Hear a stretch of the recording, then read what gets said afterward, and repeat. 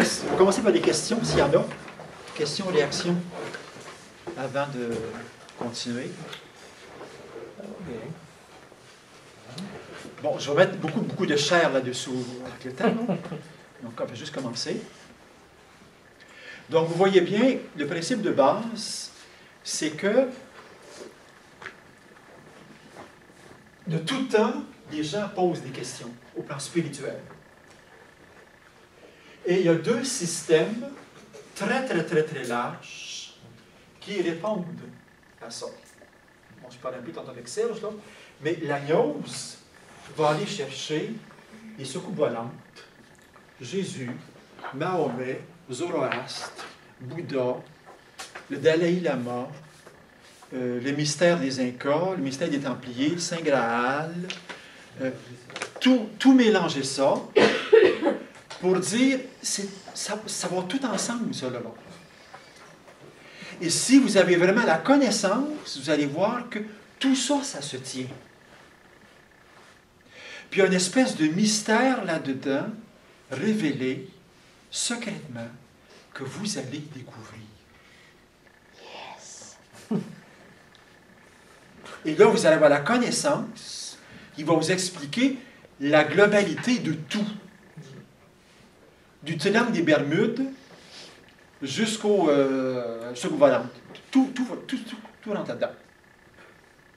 Ça, c'est typiquement gnostique. Donc, c'est un monde, puis un univers, où chaque gnose a ses propres références, ses propres couleurs. Toutes les religions sont mélangées. Vous êtes à la fois chrétien et gnostique, aucun problème, disent-ils. Mais si on comprend les deux systèmes comme il faut, vous voyez bien que ce n'est pas possible, là. C'est deux mondes complètement différents. Bon. Ce qui se produit, c'est qu'à certaines époques de l'histoire,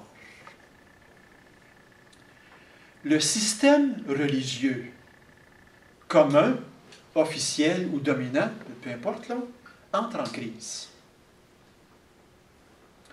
Et là, les questions que les gens posent, ils se disent, les réponses du côté religieux, ça vaut pas cher. C'est plus pertinent. Donc là, la gnose prend le dessus. La réponse de la gnose devient beaucoup plus intéressante que les réponses chrétiennes ou des autres religions. Bon, par exemple, si on reprend la période de l'Antiquité qu'on a vue la semaine dernière, ou il y a 15 jours, et j'ai bien dit que dans le monde romain, les religions officielles, c'est-à-dire Zeus, Jupiter, la religion officielle, personne ne croyait à ça. On construisait des temples, à l'égard, on les entretenait, mais personne ne croyait à ça. Donc, on va chercher autre chose. Les religions, ou les philosophies de l'Antiquité avaient aussi une certaine conception de Dieu un. Ils étaient arrivés à un monothéisme, chez Platon, Aristote, le stoïcien, et ainsi de suite. Mais c'était des religions, un Dieu tellement froid, distant, loin, qu'on n'a pas de relation avec lui, c'était pas intéressant dans le vécu. Donc, on allait chercher du côté du christianisme. Je dis que le christianisme avait une chance historique de prendre corps, puis de se répandre, parce qu'il y avait une soif religieuse à laquelle la religion ne répondait pas. Mais il n'y avait pas juste le christianisme, là. La gnose aussi était là, à tour de bras. Et dans le premier titre que j'ai donné à ce cours-ci, j'avais donné à Daniel qui m'a demandé un titre, j'avais demandé « La gnose, le plus grand ennemi du christianisme ». Puis ensuite, en travaillant un peu sur le sujet, j'ai dit « Non, le plus grand concurrent du christianisme » parce qu'on recherche la même clientèle. Hein, c'est McDo et Burger King, là, qui cherchent tous les deux à fournir le même produit, ou à peu près, à même client. Donc, le christianisme est la gnose.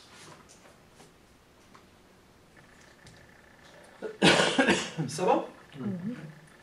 Donc, je voudrais, bon, rapidement, peut-être du côté religieux, juste pour clarifier ce tableau-ci. La religion juive, ben, c'est une révélation d'un Dieu qui se fait connaître à Moïse,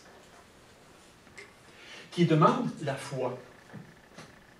Donc, la confiance en ce Dieu-là, on fait alliance, qui révèle que le monde a été créé par lui, pour le bonheur de l'être humain. C'est un Dieu qui se fait connaître dans l'histoire, et non pas dans les mythes ou des histoires qui n'ont pas d'extraterrestres, tout ce que vous voudrez. C'est dans une histoire avec du vrai monde que ça se passe. L'être humain est une créature fragile, avec qui Dieu fait alliance. Ça va toujours? Il donne la loi. Et en bout de ligne, c'est le bonheur de l'être humain. Qui n'est pas encore le paradis, là, mais ça va venir. Le christianisme, c'est exactement le même schéma. Vous voyez où il faut que j'explique ça? Ça va? Et l'islam aussi, c'est la même chose. La loi est différente. La vision du paradis n'est pas la même chez les musulmans que chez nous. C'est bon, OK? Sans parenthèse. Mais c'est le même schéma de base. Donc, les grandes religions fonctionnent tous selon ce schéma-là, qui est complètement différent de l'autre.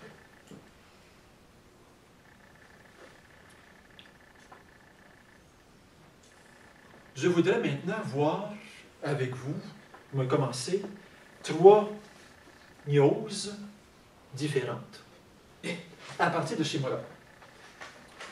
La première gnose sera celle de Valentin.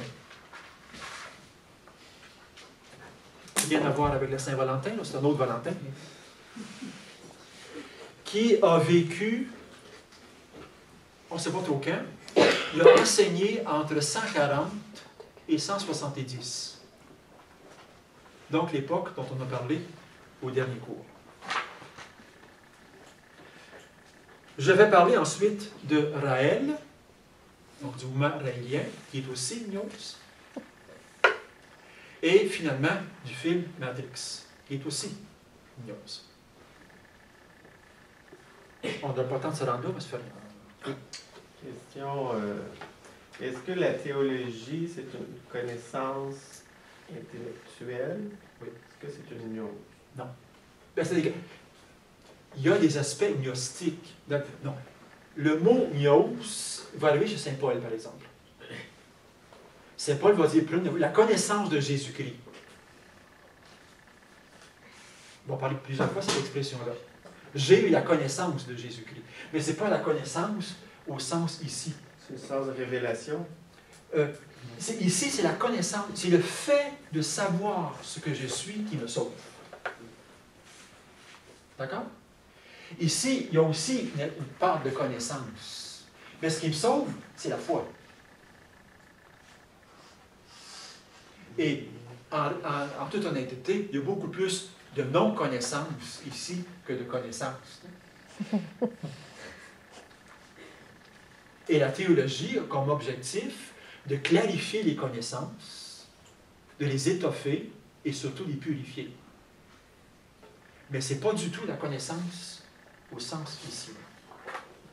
D'autant plus que la théologie a une certaine prétention scientifique, c'est-à-dire d'être logique, cohérent, d'expliquer la foi. Ici, la connaissance n'est pas logique et rationnelle, c'est une prise de conscience, un insight qui se produit subitement. Et là, je connais.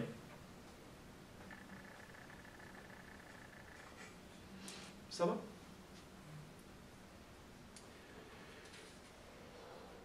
Donc, je commence avec Valentin. Donc, Valentin qui est commentateur de l'Écriture. Commençons par ça. C'est quelqu'un qui commente l'Écriture, qui est originaire de l'Égypte. On ne sait pas quand est-ce qu'il est né, on sait très peu de choses de lui. Qui arrive à Rome vers 140. Et là commence à faire les homélies, faire les sermons, commenter l'Écriture, et ainsi de suite. Et là, les papes, puis le monde romain de l'Église commencent à trouver ça un peu curieux comme enseignement. Et tellement curieux qu'on commence à pousser dans le dos, et il décide de partir, et il retourne en Égypte vers l'an 150, 160 à peu près. Et là, on perd sa trace. On a très peu d'écrits de lui, parce que ces écrits ont été, bien entendu, brûlés là, abondamment par l'Église par la suite. Les seules choses qu'on a, c'est quelques fragments de Clément d'Alexandrie, qui est un père de l'Église, qui vivait en Égypte, donc son compatriote. Clément d'Alexandrie écrit contre Valentin. Et de temps en temps, il cite des petits bouts de Valentin, qui ont été conservés par la tradition, recopiés. Mais il faut toujours faire un petit peu attention quand un père de l'Église cite quelqu'un qui est contre lui pour dire « il dit telle affaire ». Il l'a-tu vraiment dit ou c'est... On sait très bien en politique, si vous voulez tuer quelqu'un, sortez une citation de son contexte, il va aller faire dire n'importe quoi. Donc, assez souvent, les pères de l'Église sortent des citations de leur contexte pour mieux les condamner. Donc, pas avec un grain de sel. Par contre, Valentin a eu des disciples. Et des disciples, on a plusieurs écrits qui ont été recopiés jusqu'à aujourd'hui. Et surtout, des pères de l'Église qui ont décortiqué le système. Donc, il a fait un peu le travail que moi je fais là, sur le tableau. Et Valentin, la caractéristique, c'est pour ça que je le prends, c'est que c'est une gnose chrétienne. Donc, ça dépend un peu de la question tantôt, là. Donc, ça a l'air tout à fait chrétien, ça n'est pas partout. Il cite l'Écriture à tour de bras, mais en tirant la couverture de son bord. Parce qu'en fait, la Bible est ici. Le Coran est ici. Les écrits juifs sont ici. Mais, comment est-ce qu'on interprète les textes? Bon, par exemple. Oui, là, c'est bon. Bon, Saint Jean, l'Évangile de Jean, est écrit vers l'an 90, à peu près. Saint Jean dit dans son texte quelque part, ceci, je cite, « La vie éternelle, c'est de te connaître, toi et ton envoyé Jésus-Christ. » C'est tout à fait chrétien.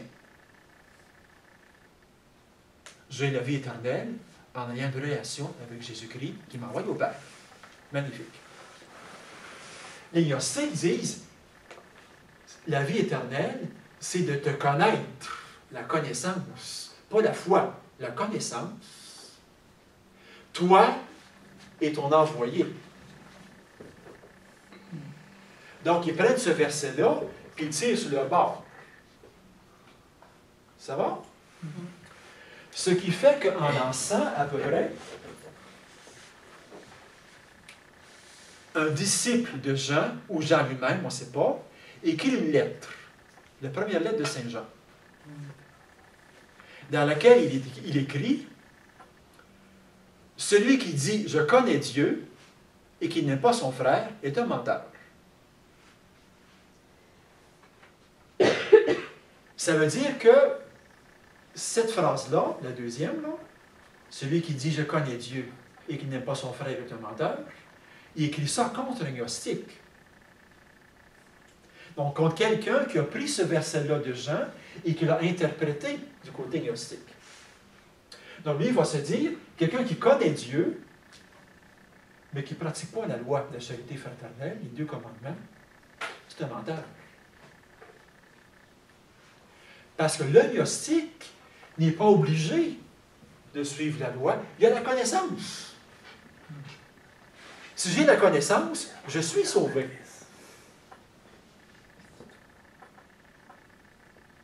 C'est la connaissance qui me sauve. C'est le fait de connaître que je suis une étincelle divine. Donc, il va chercher des textes dans l'Écriture pour les interpréter à sa façon à lui. Donc, c'est dans ce sens-là que l'agnose était un concurrent extrêmement dangereux pour l'Église. D'autant plus que le dogme de l'Église n'était pas encore fixé. On est encore en train de placer les choses. Et à ce niveau-là, les pères de l'Église considéraient l'agnose comme étant la plus dangereuse de toutes les hérésies.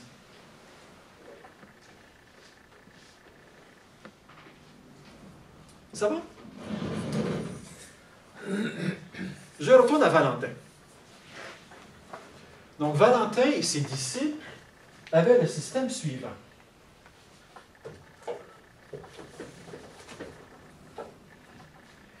Il y a toute une hiérarchie des êtres. En haut, il y a le Dieu absolument pur, absolument inconnaissable, au-dessus de tout, loin, transcendant, grand, immense, tellement grand et tellement loin, tellement incompréhensible, que tous les noms avec lesquels on pourrait les nommer sont faux.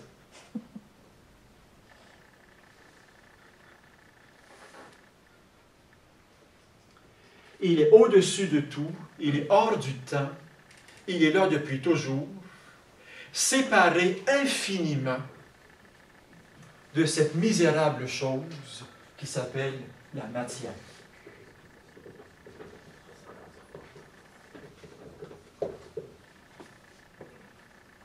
Qui est complètement en bas. Ce Dieu inconnaissable engendre le Verbe. Donc, il prend le mot vraiment engendrer, ok? Donc, quelque chose qui est semblable à lui, mais qui est Dieu à 90%. Lui, il est à 100%. Lui seul est à 100%. Il y a un seul Dieu. Donc, le monothéisme strict. Puis, en dessous de lui, il y a un Verbe qui est à 90%. Donc, un Dieu inférieur. Au commencement était le Verbe. Mais avant le commencement était Dieu. Vous voyez là? Il prend tel quel une citation de l'Écriture. L'Écriture qui veut dire quoi? Dès le début, toujours le Verbe a existé. C'est ça que Jean voulait dire. Il veut dire exactement le contraire. Je ne sais pas si vous voyez là. Au commencement était le Verbe. C'est-à-dire que depuis toujours, le Verbe était. C'est ce que Jean veut dire. Il était déjà. Il était déjà, toujours. Lui prend ce même verset-là, il fait dire, au commencement était le Verbe, mais avant le commencement, il y avait Dieu.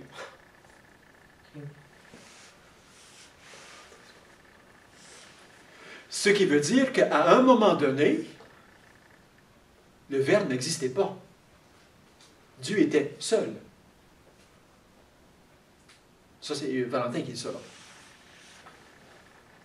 Donc, un temps, il y avait Dieu innommable qui est devenu Père au commencement en engendrant le Fils. Il n'y a pas de Père sans Fils. Ça va? Donc, il devient Père et engendre le Fils, mais inférieur à lui. Le Verbe engendre l'Esprit, qui est dû à 80%. Une autre taxe. Pardon? Ils sont taxés. Donc, encore un Dieu inférieur.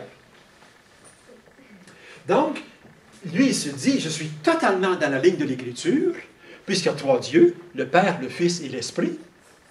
Et en même temps, je suis monothéiste, il y a un seul Dieu. Oui. Donc, là, on n'a pas conscience de l'immense problème intellectuel qui se pose pour que l'Église puisse arriver à dire, à un moment donné, on a un seul Dieu en trois personnes. C'est beaucoup trop compliqué. Ça, c'est beaucoup plus simple. Et c'est tout à fait conforme à l'Écriture. OK? Donc, c'est en ce sens-là qu'ils vont dire, Valentin, c'est un hérétique. Mais la réponse à l'hérésie, ça va prendre 200 ans avant qu'on la trouve. OK? Parce que le dogme trinitaire va se placer entre 300 et 400. On va trouver les mots. On avait déjà la foi. On croyait dès le début à l'égalité des trois personnes. Et dans la liturgie, baptême et Eucharistie, on célébrait les trois personnes en égalité. Gloire au Père et au Fils et au Saint-Esprit. Pareil. Même gloire pour les trois. Mais comment conceptualiser ça, comment placer ça, ça c'est une autre histoire. Donc il faudra pendant des siècles arriver à trouver un langage, puis des concepts, puis des formes de pensée qui vont aller à l'encontre de cette trinité, si vous voulez, monothéiste, très très simple et très facile à comprendre. On verra ça avec les thèmes. Là, je commence par les hérésies.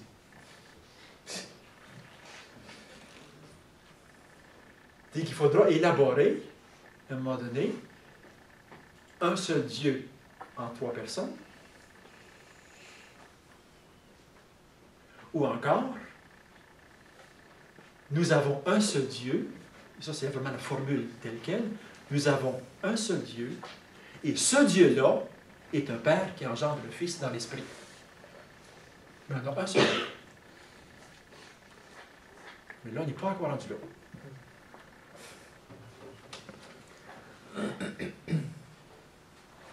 J'ai perdu ma feuille.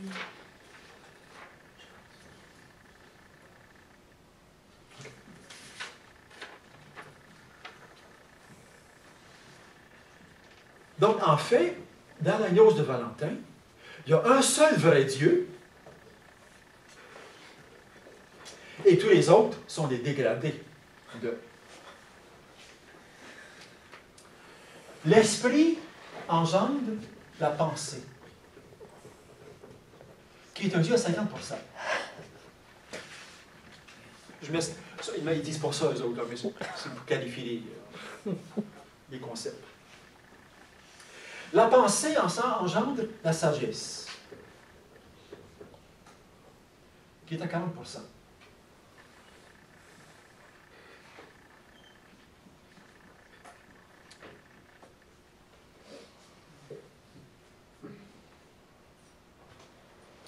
Et là, on va sortir, par exemple, le fameux verset du livre de la sagesse. Avant les sources jaillissantes, moi, la sagesse, j'étais auprès de Dieu. Okay? Donc ça, c'est un verset d'Écriture. Avant les sources jaillissantes, moi, la sagesse, j'étais auprès de Dieu. Il n'y a pas encore de création, là. Okay? On a juste des dégradations de Dieu. Et avant la création, c'est ce que dit le texte de la Bible, la sagesse était auprès de Dieu. Donc là aussi, on prend le texte de l'Écriture, on le tire sur son bord. Et ça va prendre un gros effort de la part de l'Église pour reprendre ces versets-là et tirer sur son bord.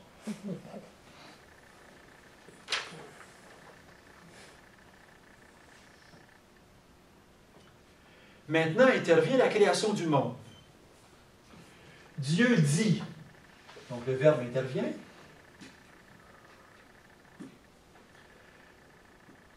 l'Esprit planait sur les eaux, l'Esprit intervient. Le Père, le Dieu, ici, ne crée pas. Hein? il est tellement haut, il ne salit pas les mains, lui, là. Il est tellement haut, tellement loin, tellement... Non, ça. Bon, je lis, mais cette conception-là de Dieu va être extrêmement séduisante versus le Dieu de la religion qui marche, puis qui a des oreilles, puis qui se salit les mains. Ça, c'est beaucoup plus séduisant. Pour un penseur débarbouillé, là, hein?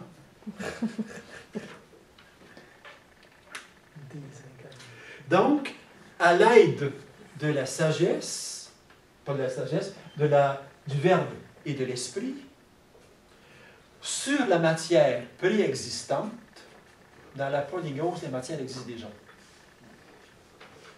On va faire surgir d'abord des minéraux qui sont dus à 0%. Ensuite, des végétaux. Là, ils vont tout relire le texte de la Genèse, la création, à 0% aussi. Animaux, à 0% toujours. Et l'être humain, qui lui va être à 10 ou 15%, mettons. La fameuse parcelle divine à l'intérieur de l'être humain. Adam, c'est quoi? Dans le texte biblique, c'est un mélange de verre glaise et de souffle divin.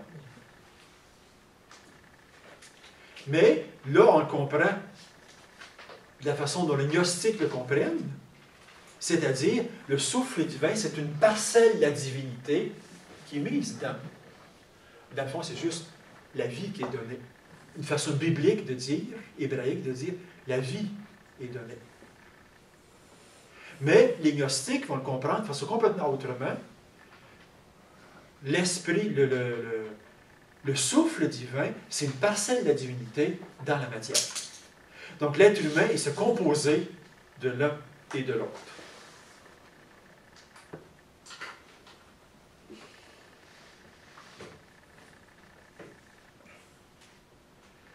Cet être humain-là est heureux dans le paradis terrestre, mais il a déjà un problème. Là, il y a un problème qui se pose avec la connaissance. L'arbre de la connaissance. Là, ils font toute une exégèse, une lecture très, très, très compliquée pour dire qu'il a perdu la connaissance. Donc, l'être humain, Adam, le péché originel, a consisté à perdre cette connaissance qui est vitale dans le système de la gnose. Donc, désormais, il ignore qui il est, il ignore qu'est-ce qu'il fait sur terre, il ignore qui est Dieu, il ne sait plus rien, il est perdu dans la matière.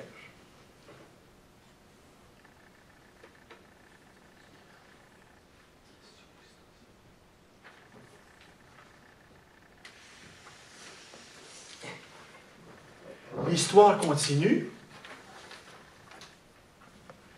Et à un moment donné, la matière se révolte contre cette bébite qui ne sait pas ce qu'elle est et qui dérange tout le système.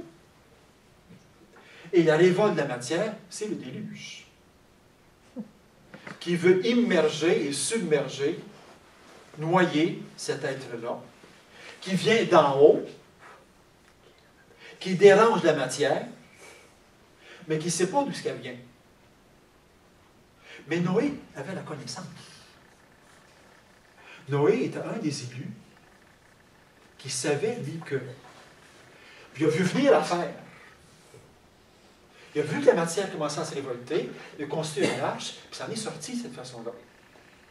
Donc Noé est le premier des élus. Il t'a inspiré. Par la suite, la matière se rendant compte qu'elle a été jouée, elle se révolte contre le monde spirituel et construit une grande tour pour aller jusqu'en haut. C'est la tour de Babel. Faite de matière qui tente de rejoindre Vous voyez qu'on lit l'Écriture, là, mais en tirant tout son bord. Il y a Moïse ensuite. Moïse qui a la révélation,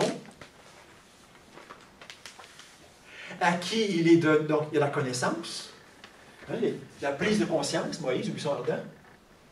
Il a fait la reconnaissance. Il est un élu. Il sait tout ça. Il reçoit la loi qui va aider l'être humain à se sortir de ce bourbier de matière et retourner vers le monde spirituel. Mais la loi n'est pas observée, la loi est bafouée et ça ne marche pas. Bon, pouf, on tombe à zéro. Oui. Est-ce qu'il considère, dans le fond, la matière comme le diable ou... Presque. Oui. Et dans beaucoup de gnoses, il y a un Dieu bon puis un Dieu mauvais qui crée la matière. Mais pas chez Valentin. Valentin, la matière existe, elle est là. Okay. Ça va?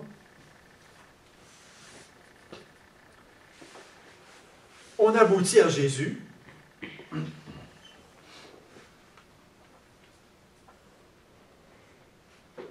Qui est vraiment un Dieu, un élu tout à fait particulier, parce que c'est l'Esprit lui-même qui l'engendre. La conception virginale. Et ensuite, l'Esprit est en lui. L'Esprit le pousse au désert.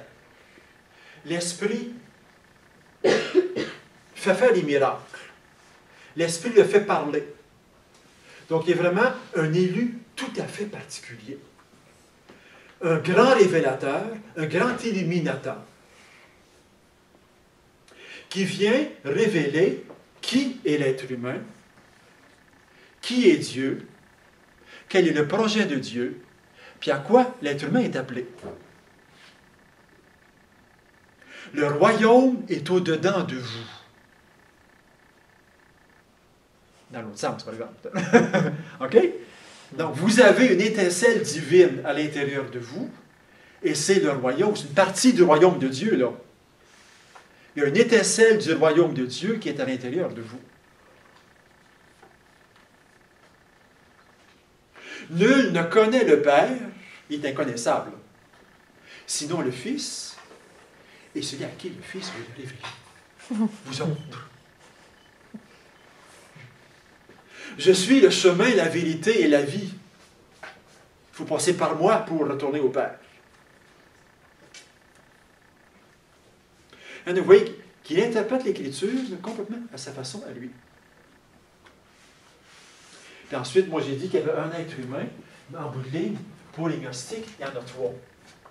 Trois types d'êtres humains. Il y a les spirituels, qui ont conscience, ou qui peuvent prendre conscience de ce qu'ils sont. Hein? Néo avait la possibilité de prendre conscience de ce qu'il était. Ensuite, il y a les psychiques, que les charnels. En fait, c'est une catégorie de Saint Paul. Saint Paul est de même catégorie, mais interprété encore une fois de façon complètement différente. Les charnels, il n'y a rien à faire, ils ne comprennent rien, c'est bouché, foutu. Les psychiques, ça dépend. Les spirituels, le 10% de divinité, là, ça travaille fort puis ça va remonter. Bon, je termine là-dessus. Donc, c'est évidemment une hérésie extrêmement dangereuse parce que c'est tout le christianisme qui est à l'envers. Tiré vers la gnose. On fait de toute la révélation chrétienne une gnose plutôt qu'une religion. Donc, les pères de l'Église, on parle constamment des gnostiques comme étant des hérétiques. Ce qu'on ne fait plus maintenant. Maintenant, on a bien conscience qu'il y a deux systèmes de réponse, tous les deux respectables dans leur domaine à eux, la religion et la gnose. Sauf que il faut prendre conscience que c'est en bout de ligne incompatible. Et ça qui est important. Je me situe ou dans l'un ou dans l'autre.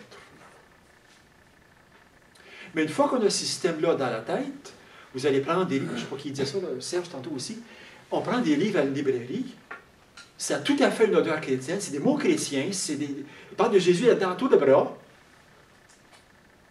mais c'est gnostique. Je rencontre des gens à l'hôtellerie. Des gens qui viennent à la messe du dimanche. Puis tu es fait parler un petit peu, là, puis oups, ça frise, là, tu sais. Il ne s'agit pas de les critiquer, c'est pas ça, non. Mais soi-même, d'être suffisamment éveillé puis conscient que, oups, là, c'est borderline, là. Tu sais, il y a une personne qui vient régulièrement ici le dimanche, puis elle vient communier pour nourrir la divinité à l'intérieur d'elle. Bon, tu sais, on est où, là? Les gens ignorent. Je ne condamne pas, je ne la critique pas, elle ne sait même pas. Tant mieux pour elle, on est au ciel tout de suite, c'est pas un problème. Pas un problème. Il ne s'agit pas de crier à l'hérésie, à la sorcellerie, pour au démoniaque. Juste de prendre conscience que, oups, il y a des réponses différentes. Et d'être clair avec soi-même. C'est quoi mes convictions? C'est quoi mon univers? Pour ne pas basculer de l'un et de l'autre. Le danger, en tout cas, à mon avis, c'est de nourrir la confusion à un moment donné. Oui. C'est que ça devient plus clair du tout. C'est ça. Bon. L'autre aussi, c'est que c'est beaucoup plus simple.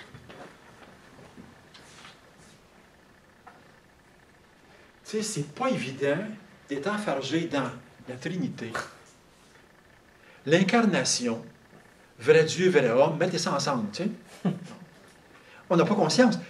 Un vrai homme, il ne sait pas qui est Dieu. Hein? Logique, là.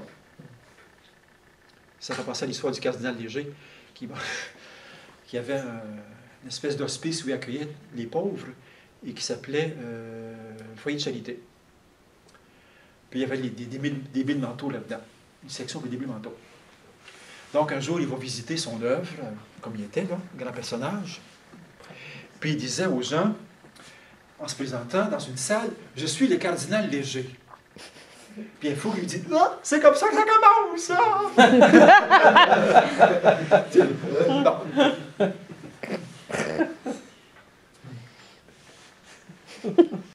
L'Église, les sacrements, ils n'ont pas ça aux autres. Donc c'est beaucoup plus simple.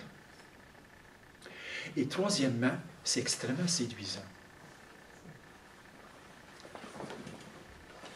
Tu as un lingot intelligent, toi, là.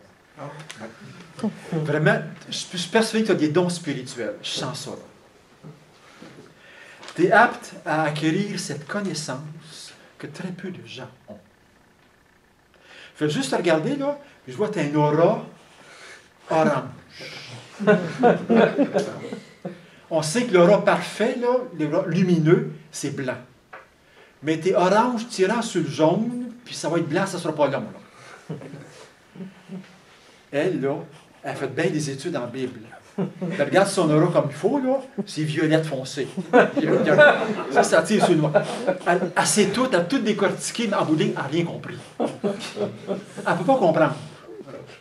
Mais toi, tu peux comprendre. Donc, je vais te transmettre la connaissance de l'Écriture. C'est un secret, là, tu sais. C'est entre nous autres. C'est juste toi qui le sais.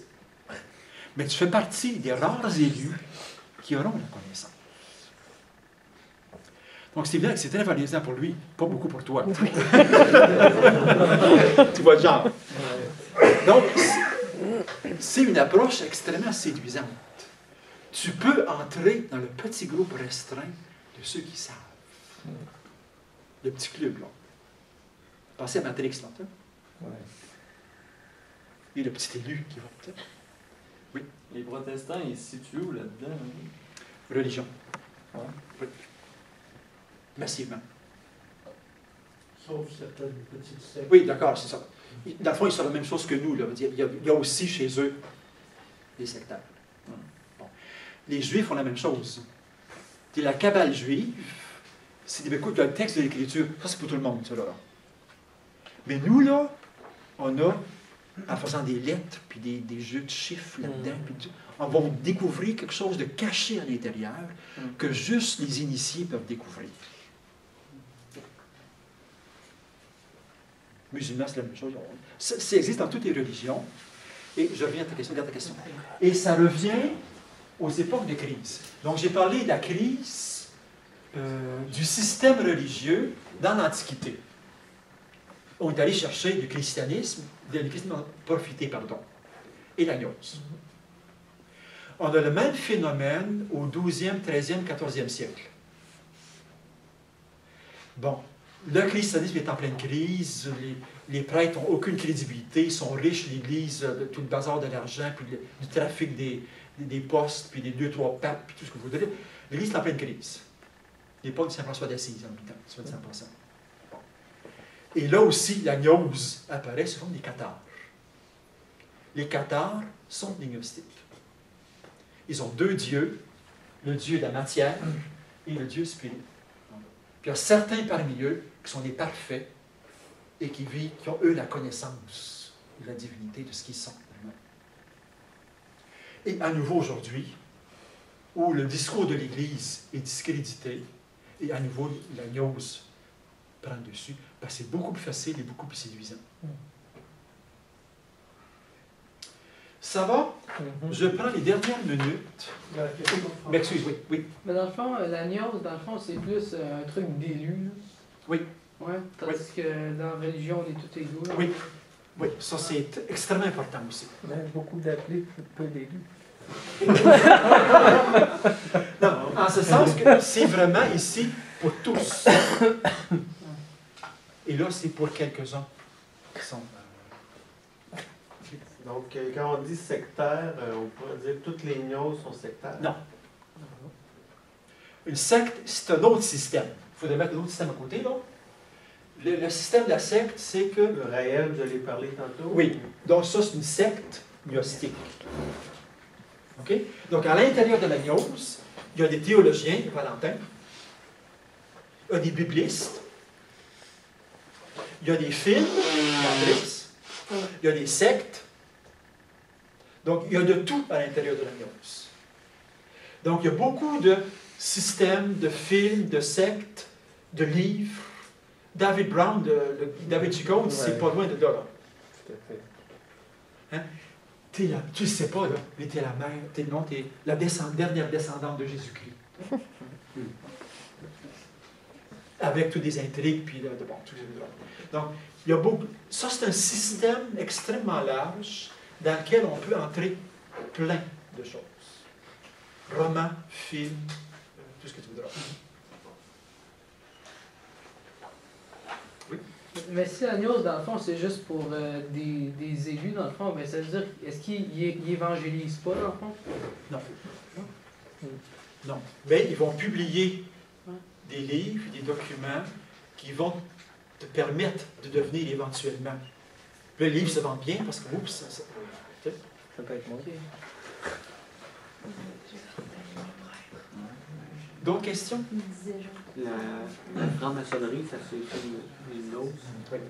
En grande partie. Est-ce qu'on peut reprendre le texte qu'on a vu au début?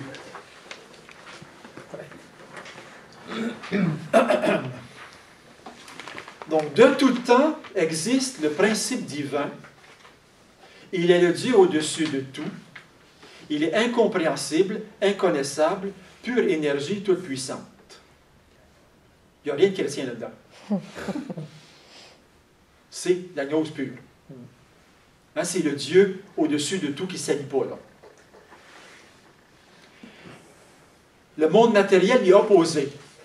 Mais je regrette, il l'a créé dans le monde chrétien. Là. Il n'y a pas d'opposition entre les deux. Il y a différence. Mais pas opposition. C'est le monde du prince des ténèbres. Depuis toujours, la chair combat contre l'esprit. C'est une citation de Saint Paul, mais ça n'a rien à voir avec ça. Là. C'est un combat intérieur à l'intérieur de l'être humain. Et non pas le monde d'en bas qui se bat contre le monde d'en haut. Ça va-tu? À l'origine fut créé Adam. L'être humain est un mélange fait à partir de matière corruptible et d'une âme incorruptible. Pas besoin d'expliquer là. Cette âme, faite à l'image de Dieu, je prends des mots bibliques, est une étincelle d'immortalité emprisonnée dans une matière corrompue. C'est des expressions bibliques, mais c'est l'histoire de bord. L'homme est constitué d'une parcelle de la divinité, prisonnière d'un corps de chair et de sang, typiquement gnostique. Adam était donc à la fois un enfant de Dieu, c'est vrai, appelé à voir Dieu, oui, et un pécheur orgueilleux, oui, mais pas dans le sens où on parle.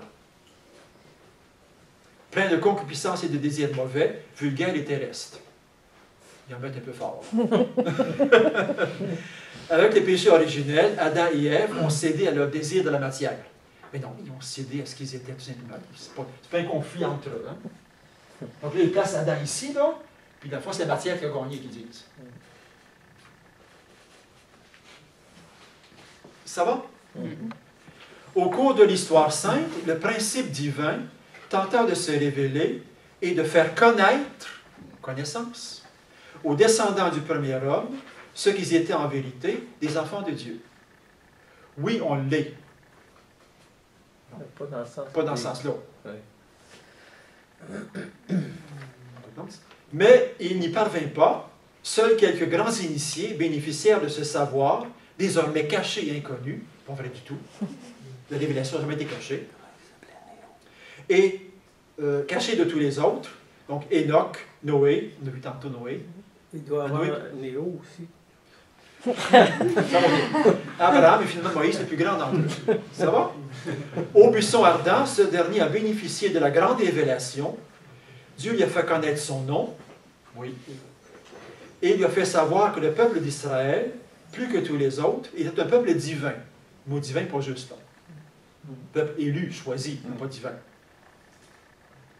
Mais encore une fois, ces deux grandes vérités se perdirent. On adora des idoles faites de matière vile, et le peuple se corrompit dans le péché, perdant dans ses convoitises son statut de peuple saint.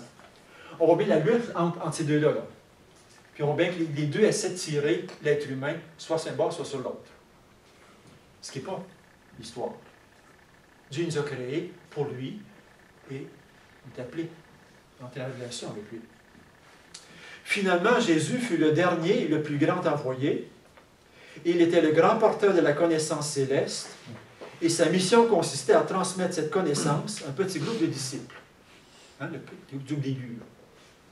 Ce sont les 12. La connaissance, connaissance. Quand il leur parlait du Père, il leur parlait de Dieu, qui est l'esprit et le cœur de l'univers.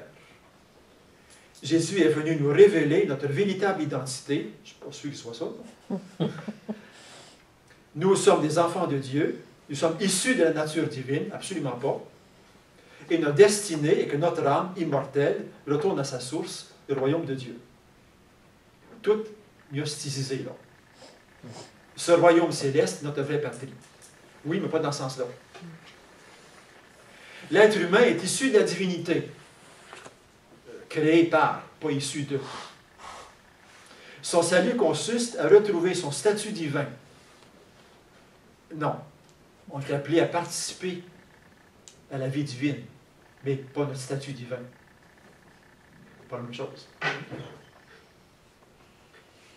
La connaissance du message du Christ, le grand éveillé et le grand éliminateur, ça c'est typiquement gnostique comme expression, permet à l'être humain de devenir ce qu'il était à l'origine.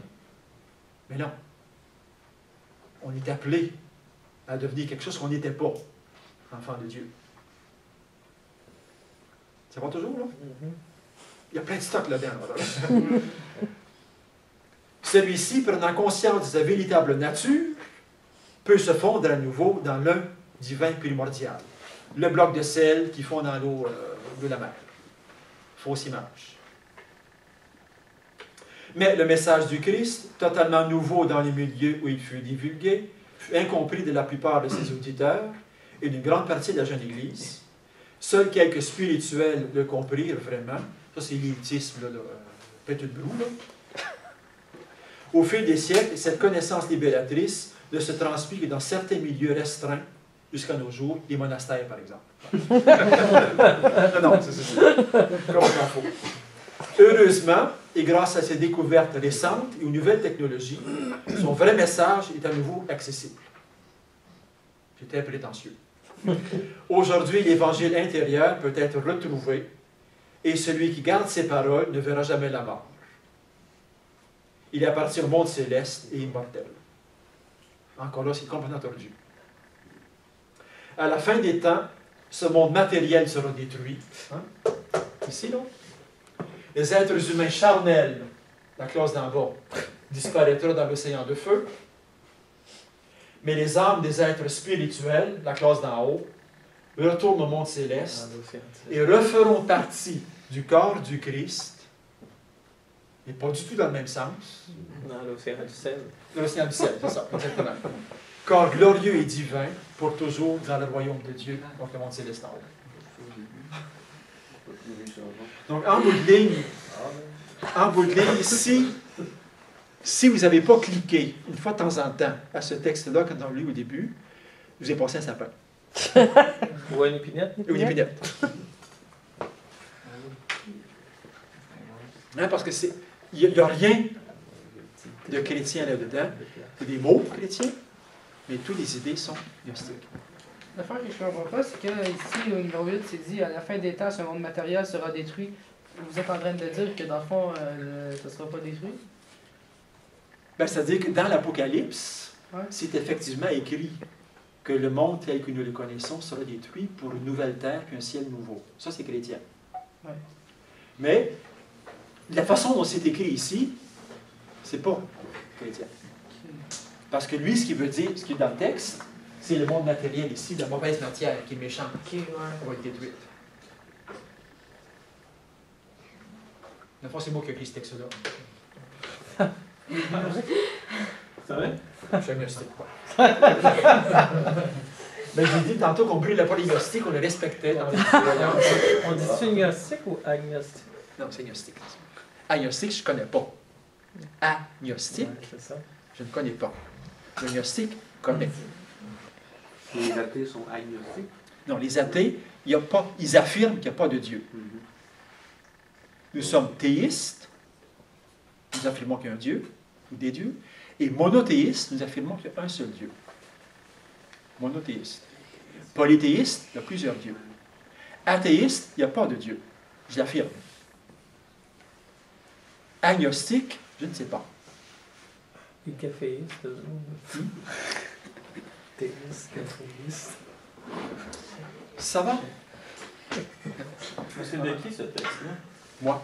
Ah, c'est vous avez vraiment travaillé? Oui, Vous pensez que ça c'est ça. fait- Là, Oh, il ça est fait. fait. J'aurais pu prendre des textes gnostiques qui existaient, là, Ok. mais c'est tellement compliqué, puis c'est tellement Ouais. farfelu qu'on ne s'en sort pas. Là. Il suffit de lire les romans de Brown. Il y a des éléments gnostiques. C'est ça. C'est parce que quand on fait vraiment 45 heures sur le gnosticisme, on commence par lire des textes gnostiques.